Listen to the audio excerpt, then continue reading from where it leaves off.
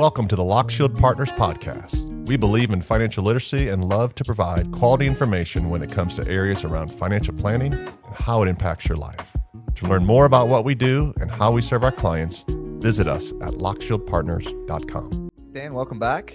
We've got another edition of our Lockshield Partners Podcast today, and today we're going to dive into the world of IRAs, traditional IRA, Roth IRA.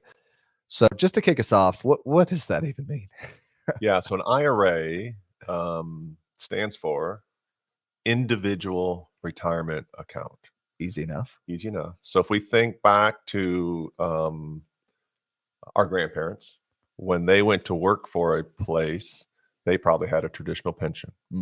You work so many years, you retire, you get the gold watch or a watch and a monthly check. Well, that started to change in the 70s and 80s. So in 1974, a individual retirement account was introduced as a way to help people supplement their retirement savings, but also for people who worked for places that didn't have a pension plan, which at that time was the exception, whereas now it's really the rule. Not many places offer the pension plan. So an IRA is simply, and now we call it a traditional because in 1998, we have multiple choices. We have the Roth. So all to keep it really basic, and then we can work down from there. The IRS says you can put a certain amount of money away for retirement, and we're going to give you some sort of tax benefit to incentivize you to do it. And we have our workplace plans like a 401k, 403b, but this is for individuals. So an IRA is your own account. The IRA itself doesn't get a rate of return. It's how the IRS looks at it. It's just the vehicle. It's just the vehicle. That's exactly right. It's your account. It's not a joint account because people say, well, can I put my wife's, my spouse's name or whatever? No, because it's an individual retirement account, but you can name beneficiaries. So let me lob it back to you. So, okay, you've got this, you want to put money aside in an individual account versus a 401k, or maybe both. What's the pros and cons? What's the differences in the different kinds of IRAs? Yeah. Let's start maybe answering that question, Dan, with some of the eligibility requirements. So in order to be able to make Roth IRA or traditional IRA contributions, we have to meet some certain markers. And those are the two main kinds of individual retirement accounts. Today we're just going to focus on those. Yep. Yeah. So in order to be able to make those contributions, we have to have earned income. Now, earned income is income that we actively earn from working a job, a W-2 job, self-employment income, so on and so forth. Yeah. And self-employment could be farming income or your own job. Could be lots of things. But what it's not is interest income, passive income, Social Security. That's not right. Those don't count. Earned. Yeah, I mean, those don't count. But yeah. So that's the first piece. The second piece of that is, in order to be eligible to make those contributions, our income also has to fall within certain limits. So if your income is $300,000 as a household, you would not be able to put money into a Roth IRA directly. Which you and I know, anytime the IRS says you're not eligible for this, that means they're giving away a freebie. Right. So if you are eligible for those and are able to take advantage of them, you really need to take advantage of them. We want to take advantage of them. We want to take advantage. So those are a couple different things to keep in mind. There are some income limitations. There are income limitations on the traditional IRA as well. If we want to be able to claim that deduction, there's some really finicky rules regarding how much household income you have and if you're able to save in an employer-sponsored plan, because that changes those limits. So we're not going to dive into every one of those numbers today. It'd be too much to follow, but make sure that you check with your own advisor, your accountant, before you make those contributions to make sure that you do meet those requirements, because there are penalties if you contribute when you're not supposed to. Yeah. They're pretty stiff. They're pretty stiff. The IRS says we're going to give this incentive, this freebie, either tax deferral or tax free, but we're not giving it to everybody. If you make above a certain amount of money, we're not giving it to you. Or if you make above maybe a lower amount of money and you have those vehicles at work, then you're not eligible for it either. Right. Which again, to us should trigger, I really need to look into Something's that. up here. Something's up here. When the IRS is giving away a freebie, I need to pay attention. Yeah. So Dan, we've talked about 401ks before. We're talking about IRAs and Roth IRAs today. What's the right order of savings? Where should I put my money first? We know, okay, overall, I'm shooting for a 10 to 15% savings rate, 10% good, 15% ideal. How do I direct those resources to get there? Yeah, so easy rule of thumb, textbook rule of thumb is I'm going to go to my 401k or 403b, my employer sponsored plan, and put in enough to get the match. So that's my starting spot. That's my starting spot. That's free money, right? That's free money. So if I want to shoot for 10% or 15%, if my employer will match 5%, I will put in 5% there. Then I will go to my IRA, my individual account. And the reason why we do that is because when it comes to money, we're just a little bit of a control freak. The closer we can get our money to us and the more choices we have as a consumer. Flexibility is good. Flexibility is good. Versus if it's with my employer, then it may be tied to my employment there.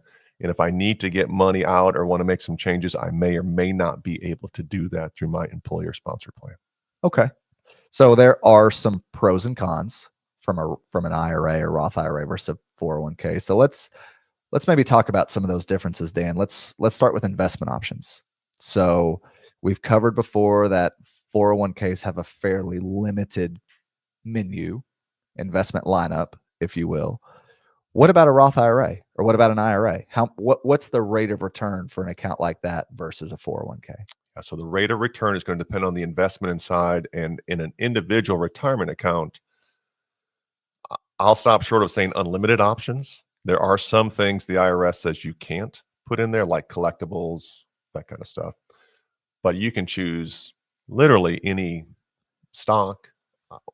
Maybe not everything. There may be some, the custodian may say, hey, we're not going to let you buy this penny stock or whatever it is. But generally speaking, we're talking about tens of thousands of different funds, stocks, whatever it is. Plenty of choices. More than you need. Versus the 25 or 10 or 100 that your 401k may offer you that may be fantastic funds, but there's always an additional cost to a 401k. People don't see it. They say my 401k is free. Nothing's free. There's a cost there. You don't see it. Right. And that's okay. It's providing a service. But the IRA, you just can choose so much more than you can from your 401k or 403b. Is there a big difference in cost, Dan, between an IRA, Roth IRA, 401k? Are they all fairly similar? They're all fairly similar. An employer-sponsored plan, some employers bear the administrative cost, so they'll write a check. Sometimes they pass that on to the participants. They don't see it, but it might be 20 basis points, 50 basis points. If you get up to 100 basis points or 1% on an employer-sponsored plan, that's starting to get a little bit expensive. Because that's usually, if you're working with a financial advisor, there's going to be some sort of you might pay roughly 1% a year. Right. So right. Just things to ask your advisor, or if you're talking with somebody, just get a clear understanding of that. And one major difference would be if you're working with an advisor on an IRA or Roth IRA, there's a service that's provided, whereas that 401k, that option's not there. Right. There's a website. There's an 800 number. Right. But you're more or less, from a liability point of view, the employer keeps you at a arm's distance. Right. So it's just personal preference. Sure. Let's talk about a couple other things. So distribution rules. So you mentioned that it might be easier to get money out of your Roth IRA or your IRA. Let's start with some of the very basic ground rules that the IRS has with retirement distributions. So for whatever reason, they chose the age 59 and a half. I don't know why they do that. It's got to be a compromise. Somebody wanted 59, somebody wanted 60. Yeah. Not 59, not 60, 59 and a half. So let's talk about what that means. So if we have a traditional IRA, we can take money out after age 59 and a half. It's still going to be taxable because we haven't paid tax on that money yet. but there's no penalty. If it's prior to that age, there's a 10% penalty tacked right on the top, which is no fun. Right. For a Roth IRA, that same 59 and a half age applies. If distributions are taken after that point, anything we've put in and all the earnings are tax-free. One major difference between a traditional and a Roth IRA, and this goes back to that flexibility piece, we can take distributions of our cost basis, which is a fancy word for whatever we've put into that account. That's all it is. How much have we contributed over the years? We can access that money from a Roth anytime, tax-free, penalty-free, no questions asked. Any reason you want it. Doesn't matter. I would argue that for folks who want an earlier retirement, if you're looking to retire in your 50s or slow down, maybe not permanently retire, but slow down, Roth money is almost a complete necessity. Yeah. It's for that reason. It's just another slam dunk for Roth.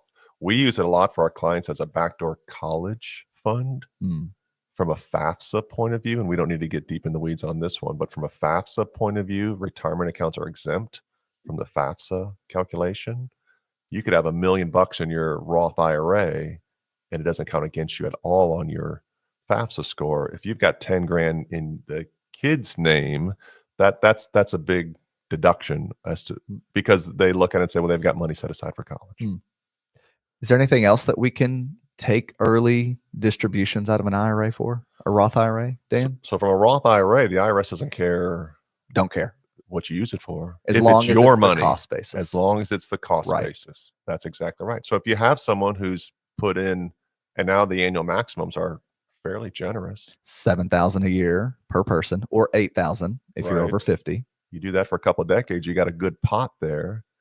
And so going back to the whole college fund, well, if my kid doesn't go to school or get scholarships, I've got my money in a tax-free retirement fund. Perfect. A couple other things as we close out here. So we hear clients a lot ask about RMDs, required minimum distributions. High level, required minimum distributions when we hit our age 73 currently, that'll be raised to 75 eventually. The IRS is essentially saying, hey, you've deferred taxes on this pre-tax or traditional retirement money for decades. We think you should be retired. We're ready for our cut, is essentially all they're saying. That's right. What about a Roth IRA? Does that exist there too? It does not. The IRS does not care about your Roth money because there's no tax liability to it.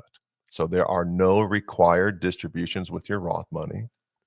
So when you turn 70, 75, whatever, it doesn't matter. You're never required. And we're big fans from a financial planning point of view of flexibility and control.